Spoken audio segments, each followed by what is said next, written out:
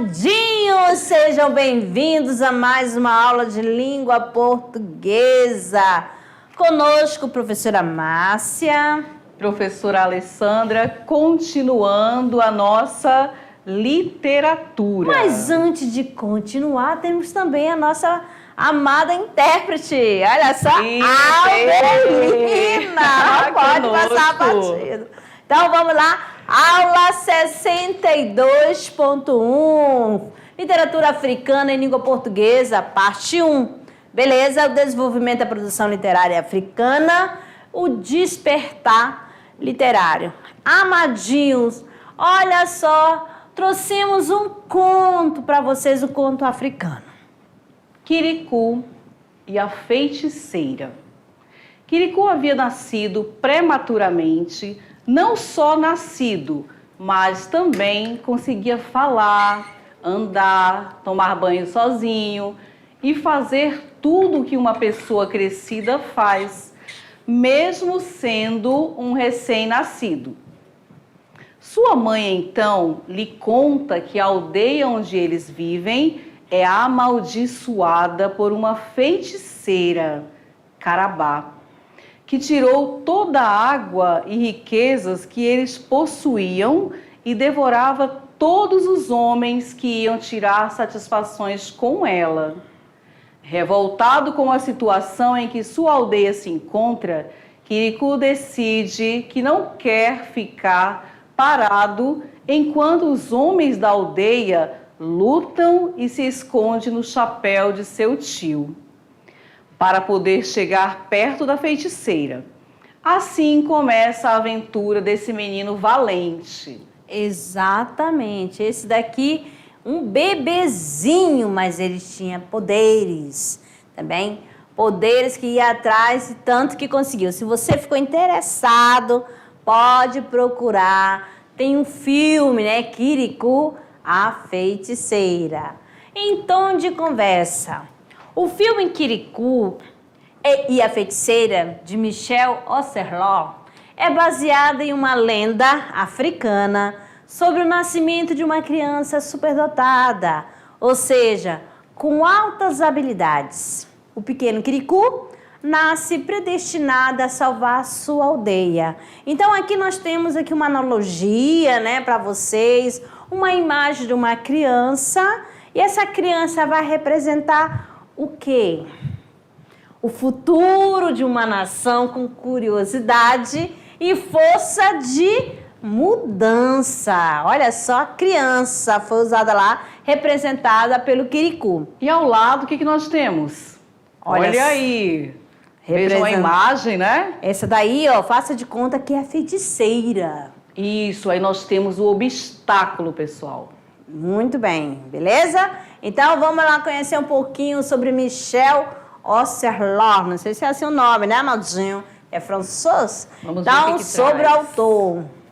Nasceu na França, começou sua carreira como desenhista e animador.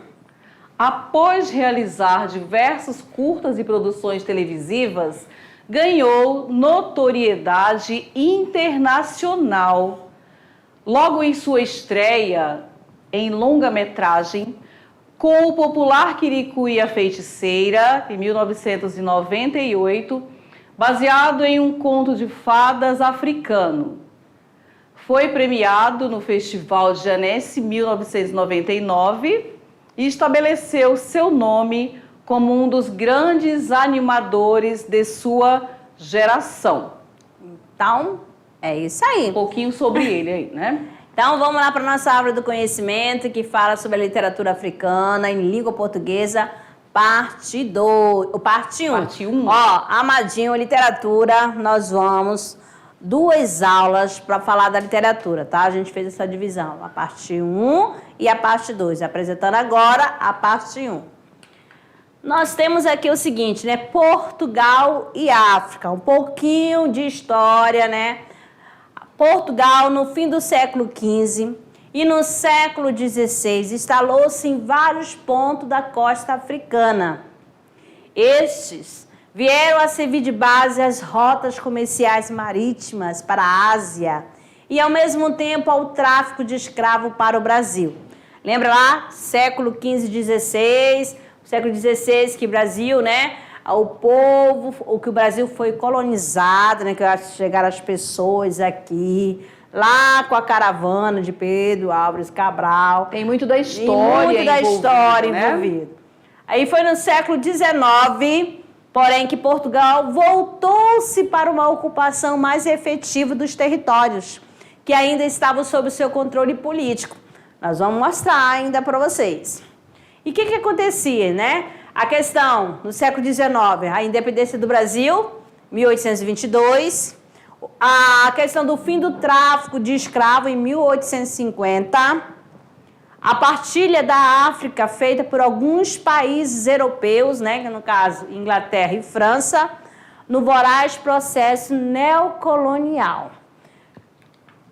Olha aí quanta informação para vocês dentro dessa literatura, que é algo inovador, né, pessoal? Então vejam só, é importante lembrar que as colônias portuguesas na África só conquistaram a sua independência no século XX. No século passado, nós estamos no século XXI, então, né? observe bem isso aí.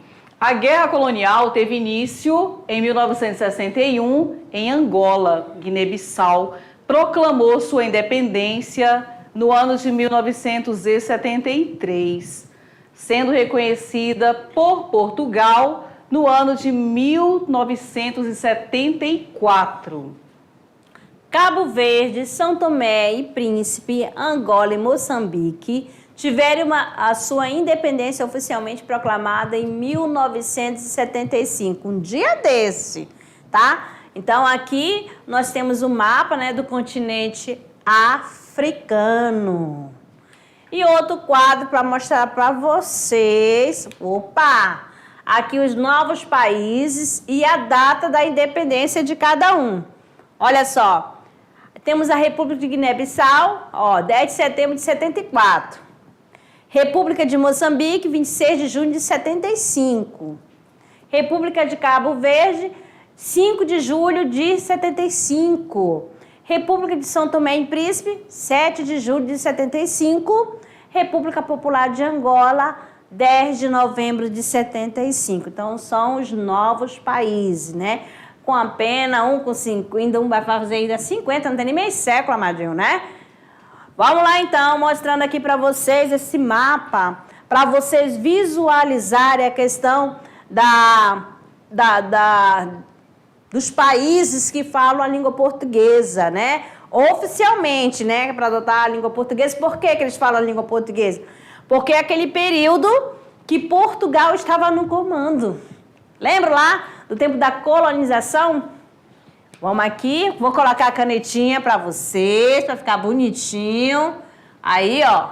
Então, olha só, o século XX viu nascer a África uma literatura escrita em língua portuguesa, que veio a somar as tradições literárias de Portugal e Brasil, agregando-lhes a experiência e a sensibilidade das populações africanas que falam português. Então, aqui temos Cabo Verde, Guiné-Bissau, São Tomé e Príncipe, Angola e Moçambique.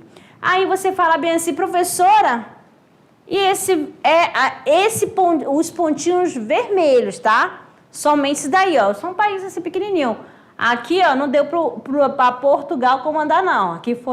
Aqui no caso foi a Inglaterra e a França, beleza? Então, dando sequência. As características agora da literatura africana no período da colonização. Então, vamos observar aqui. O que aconteceu? Forte influência da literatura europeia, abordagem de costumes tradicionais da África. Tivemos também a reprodução de padrões da cultura clássica, tensão entre a cultura africana e a colonial, rigor formal na poesia e alienação cultural. Então, aqui nós temos 3 divisões. Primeira, as características de um período que a África era colonizada, tá bom? Então, aqui, olha só, presta atenção nesses aspectos. Agora, as características da literatura africana no período pré-independência, antes da independência. Nós temos aqui o nacionalismo, realismo social, folclorismo, identidade negra, elementos modernistas, discurso anticolonialista e valorização cultura popular. Pessoal, o povo aí já estava batalhando, opa, eu quero a minha liberdade, né? Então, vamos mais um pouquinho. As características da literatura africana no período agora pós-independência. Então, comece a observar as diferenças entre uma e outra. Aqui nós temos o resgate da ancestralidade, a valorização da cultura africana, o uso de idiomas nativos, valorização da oralidade. Olha aqui, elementos feministas, questões raciais, temática da diáspora, experimentalismo, nacionalismo e aqui, por último, universalismo. Então, foram 3 momentos, né? Exato. Agora vamos conhecer, né, os autores que se destacaram. Nós temos aqui o Antônio Agostinho Neto, né, que é de 1922 a 1979. Foi um dos líderes do processo de independência de Angola, tendo sido o primeiro presidente do país após a independência. O que você vai observar? A gente vai fazer leitura do poema e vocês vão procurar identificar as características presentes no poema, tá bom? Havemos de voltar às casas, às novas lavras, às praias, aos nossos campos havemos de voltar. As nossas terras vermelhas do café, brancas do algodão, verdes dos milharais, havemos de voltar. As nossas minas de diamantes, ouro, cobre de petróleo, havemos de voltar. Aos nossos rios, nossos lagos, as montanhas, as florestas, havemos de voltar.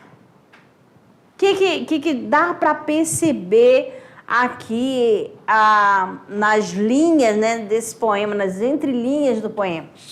Se vocês pararem para perceber, logo de início, o título Havemos de Voltar. E aí, no decorrer da leitura, o que você percebe? Ele vai falar de quê? De amor, de amigo, nacionalismo, de saudade, né? De nacionalismo, uma das características. O que você percebe? Então, principalmente essa questão quando ele fala as nossas minas de diamante. Por quê? Porque as pessoas lá, a terra foi invadida, né? Eles foram também escravizados, o dono da terra trabalhando para quem que estava colonizando. Então aqui mostra a dor da pessoa, né? Vamos mais um pouquinho, mais outro poema, dando continuidade a essa questão do havemos de voltar. E tem aqui algumas palavras, alguns vocabulários que são próprios mesmo da linguagem, da língua angolana, né? Então nós temos aqui as casas, as novas lavras, as praias, os nossos campos, havemos de voltar. As nossas terras vermelhas do café, a gente já até falou, né? Do algodão, dos verdes milharais, havemos de voltar. As nossas minas de diamantes, ouro, cobre, de petróleo, havemos de voltar, porque os colonizadores, eles ficavam aqui com o olho grande pela riqueza, igual como aconteceu, não foi diferente aqui no Brasil. Lá na África também não foi. Você vai lembrar da história do Brasil e o que está acontecendo aqui também na África. Então aqui, ó, a frescura de mulembá. Aí você pergunta, o que é mulembá? É uma planta, né, que tem a copa grande. Tá aí a árvore. A frescura de mulembá é você ficar debaixo de uma árvore, ficar se refrescando. As novas tradições, ao ritmo e às fogueiras, havemos de voltar. A marimba, ao quiçange, ao nosso carnaval, havemos de voltar. Havemos de voltar a Angola libertada, Angola independente. Ele quer ser livre, né? Ter a liberdade. A questão aqui, temos aqui um instrumento, esse instrumento musical que é o quisange. Outra poesia. Agora nós temos contratados. Façam a mesma observação durante a leitura, certo? Longa fila de carregadores domina a estrada, com os passos rápidos sobre o dorso. Levam pesadas cargas, vão, olhares longínquos, corações medrosos, braços fortes. Sorrisos profundos como águas profundas. Largos meses os separam dos seus. E vão cheios de saudades e de receio, mas cantam. Fatigados, esgotados de trabalhos, mas cantam. Cheios de injustiças, calados no imo das suas almas e cantam. Com gritos de protesto, mergulhados nas lágrimas do coração e cantam. Lá vão, perdem-se na distância se perdem os seus cantos tristes, eles cantam. Por mais que passasse por momentos ruins, né? Mas eles ali estavam ali cantando. Ainda assim cantavam, né? Tá aí em fileiras, levando os pesos, né? Tá aí. Essa aqui é uma imagem ilustrativa para você ter uma visão de como que era naquele período. Agora falando de Luandino Vieira, né? É de 1935. Pseudônimo literário de José Vieira Mateus da Graça, que nasceu em Portugal, mas emigrou com os pais para Angola em 1938. Esteve envolvido na luta anticolonial, foi preso e permaneceu na cadeia como prisioneiro político durante 11 anos. Depois da independência, exerceu vários cargos na administração do novo país. Então aqui nós temos um trechinho, um fragmento, né? de um texto de Luandino, A Vida Verdadeira de Domingos Xavier. Quando bateram na portinhola da cela, Domingos Xavier não percebeu o que se tratava. Estava ainda meio adormecido e a voz de alguém de fora parecia misteriosa, longínqua. Deitado de barriga, nem se mexeu.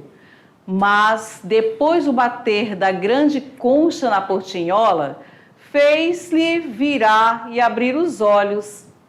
Pouco a pouco foi ganhando força, tomando consciência das dores que lhe enchiam todo o corpo ao mais pequeno movimento. A muito custo se ajoelhou, ergueu-se depois.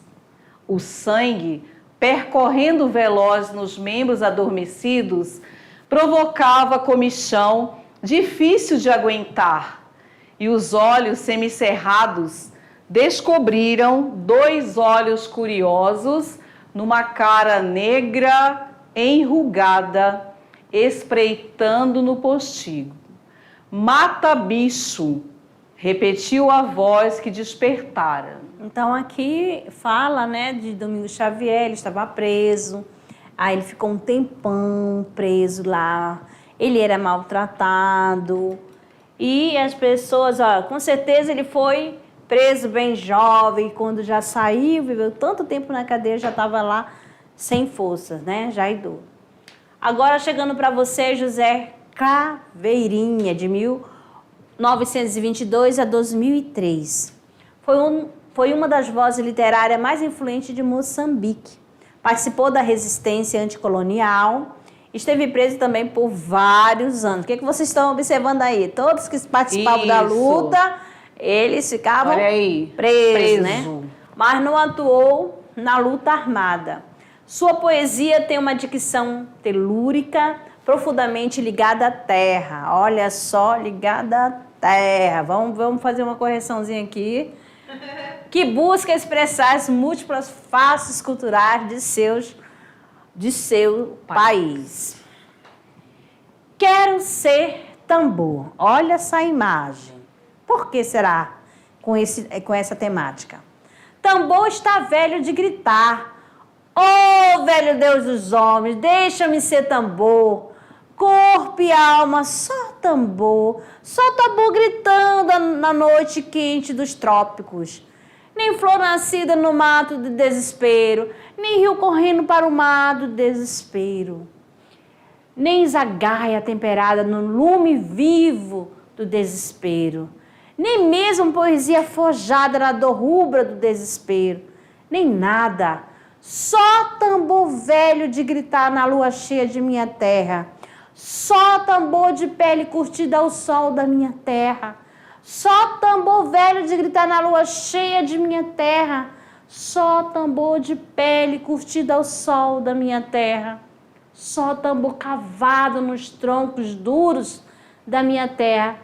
Eu. Só tambor rebentando o silêncio amargo da Malafaia. Só tambor velho de sentar no batuque da minha terra. Só tambor perdido na escuridão da noite perdida. Oh, velho Deus dos homens, eu quero ser tambor. E nem rio, nem flor, nem zagaia por enquanto. Nem mesmo poesia. Só tambor ecoando com uma canção da força e da vida. Só tambor noite e dia e noite, só tambor. Até a consumação da grande festa do batuque. Oh, velho Deus dos homens, deixa-me ser tambor, só tambor. Ó, que profundo, amadinho. Sentiu a emoção, me arrepio toda, amado. Conseguiram, né? Foi uma leitura bem extensa, mas que traz aí, pessoal, o quê? Ela vem carregada de quê? De sofrimento, de busca. É um grito, na verdade, né? Aquele grito sofrido. Perceberam? Ó, o velho Deus dos homens. Por que o velho Deus dos homens? Porque vocês sabem que a questão da ancestralidade, a cultura, os costumes da África, a sua religião. Mas vamos que vamos agora. Noêmia de Souza, de 1926 a 2002. Agora uma mulher. Vamos falar um pouquinho sobre Noêmia, né? Nasceu em Catembe, Moçambique, entre 1951 e 1964. Ela viveu em Lisboa, mas em consequência de sua posição política de oposição à ditadura que governava Portugal à época, teve de se exilar na França. Viajou como jornalista por toda a África durante as lutas pela independência de vários países. Sua obra poética está dispersa por jornais e revistas. Em 2001, a Associação dos Escritores de Moçambique publicou o livro Sangue Negro, que reúne poesias escritas entre 1949 e 1951. Então, tá aí a nossa Noêmia de Souza. Vamos aqui à poesia. Olha só. Magaíça. A manhã azul e ouro dos folhetos de propaganda engoliu o mamparra, atontecido toda pela algazarra, incompreensível dos brancos da estação e pelo resfolegar trepidante dos trem. Tragou seus olhos redondos de pasmo, seu coração apertado na angústia do desconhecido, sua trouxa de farrapos carregando a ânsia enorme tecida de sonho satisfeito do mamparra. E um dia o comboio voltou, arfando, Nhanice voltou, e com ele Magaíça, de sobretudo cachecol e meia listrada. Um ser descolado, embrulhado e ridículo às costas. Ah, onde você ficou a trouxa de sonho, Magaíça? Traz as malas cheias do falso brilho, do resto da falsa civilização, do composto do Rand. E na mão, Magaíça, atordoado, acendeu o candeeiro. A cata das ilusões perdidas da mocidade e da saúde que ficaram soterradas lá nas minas do Johnny. A mocidade e a saúde, as ilusões perdidas que brilharão como os astros nos decotes de qualquer lady, nas noites deslumbrantes de qualquer city. Noêmia de Souza. O que é esse Magaíça? Está aqui, amadinha, aquele que trabalhava, né? Nas minerações, na estrada de ferro, pegava o trem. Olha, ele entra lá jovem e sai, deixa lá a mocidade, como foi dito. Aqui, nesse poema, vai contando, vai narrando tudo e você vai já imaginando, né? Tudo que foi passado, ó, deixou a mocidade lá nas minas do Johnny. Trabalhou para quem? Para alguém que explorava a questão dos minérios, né? Aí, ó, as ilusões perdidas que brilharão como os astros decote de qualquer lady, né? Em qualquer cidade. Muito forte. Agora vamos falar de Alda, Espírito Santo. Bom, teve atuação destacada no movimento de independência de São Tomé e Príncipe. Exerceu posteriormente vários cargos públicos na administração do novo país. Seu livro de poemas É Nosso Solo Sagrado da Terra foi publicado em 1978. E aí nós temos No Mesmo Lado da Canoa. As palavras do nosso dia são palavras simples, claras como a água do regato, jorrando das encostas ferruginosas na manhã claras do dia a dia. É assim que eu te falo, meu irmão contratado numa roça de café, meu irmão que deixa teu sangue numa ponte, ou navegas no mar, num pedaço de ti mesmo, em luta, como o gandu. Minha irmã lavando, pelo pão dos seus filhos. Minha irmã vendendo um caroço na loja mais próxima. Pelo luto dos seus mortos. Minha irmã conformada, vendendo-se por uma vida mais serena, aumentando afinal as suas penas. E para vós, irmãos, companheiros da estrada, o meu grito de esperança, convosco eu me sinto dançando. Vamos agora a Vasco Cabral, olha só, de 1926 a 2005. Nasceu em Farim, norte de Guiné-Bissau, e morreu em Bissau, capital do país, em 2005. Estudou economia em Portugal e, por sua atuação política de oposição à ditadura, foi preso em 1953, permanecendo por 5 anos na cadeia. Participou da luta pela independência de seu país e foi, posteriormente, ministro da Economia e, em 1981, reuniu sua produção. Conhecendo aqui um pouquinho de Vasco Cabral. Antedelação. A noite veio, disfarçada em dia, e ofereceu-me a luz, diáfana como a aurora. Mas eu disse que não. Depois veio a serpente, disfarçada em virgem, e ofereceu-me os seios e os braços nus. Mas eu disse que não. Por fim veio Pilatos, disfarçado em Cristo, e numa voz humana e doce disse: se quiseres, eu dou-te o paraíso, mas conta a tua história. Mas eu disse que não, não. E continuei um homem, e eles continuaram, os abutres do medo e do silêncio. Sempre falando das dores do seu povo. Agora, Vasco Cabral, né?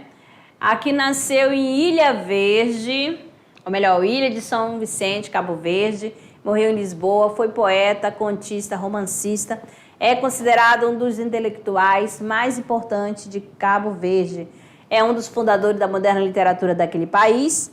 Seu romance famoso é Os Flagelados do Vento do Leste, cuja primeira edição é de 1959. É uma narrativa forte, inspirada nos romances brasileiros da década de 30, relata a luta dos camponeses cabo-verdianos contra as épocas de seca e suas consequências. Aí eu pergunto a vocês, década de 30, o que acontecia aqui no Brasil? Então, olha só, ele se baseava nos romances daqui. Chuva. Agosto chegou ao fim. Setembro entrou feio, seco de águas. O sol peneirando chispas num céu cor de cinza. A luminosidade tão intensa que transpassava as montanhas, descoloria-as, fundia-as na atmosfera espessa e vibrante. Os homens espiavam, de cabeça erguida, interrogavam-se em silêncio. Com ansiedade, jogavam os seus pensamentos como pedras das fundas para o alto. Nem um fiapo de nuvem pairava nos espaços. Não se enxergava um único sinal desses indícios que os velhos sabem ver apontando o dedo indicador, o braço estendido para o céu, e se revelam aos homens como palavras escritas. A canícula passeava aos campos pelados. A aragem preguiçosa descia de raro a raro, em curtos vagabundeios dos cismos da serrania, redemoinhava a roda das casas e dos arbustos esguedelhados, roçava a poeira vermelha do chão poído que flutuava, aquecida pelos raios do sol, impregnando a atmosfera de um odor a coloral ardido. Por toda a extensão do norte, essa faixa ondulante de terrenos férteis de sequeiro chamada o Celeiro de Santo Antão, e que se estende por quase toda a vertente noroeste da ilha, pairava um tenso silêncio de receosa expectativa. Então, vamos conversar um pouquinho com vocês sobre essa questão da literatura afro, né, africana. O que vocês observaram? O que tem, assim, de semelhança com a nossa história? O que vocês encontraram na literatura africana? Olha, que o Brasil passou naquele período lá de 1500, né? Quando eles chegaram aqui, foi o que trouxeram também, né, as pessoas lá da África que foram aqui escravizadas. Não vamos dizer assim, trouxeram os escravos para cá. Trouxeram as pessoas que moravam lá, eles tinham a vida deles lá, normalmente. Só que para explorar, com a ambição, né? E tanto que exploraram, né? E, tanto que lá no continente africano, que alguns países, né, que vocês observaram, que falam a língua portuguesa. Por que falam a língua portuguesa? Porque lá chegaram também, assim como o Brasil. Por que a gente fala a língua portuguesa? Porque fomos o quê?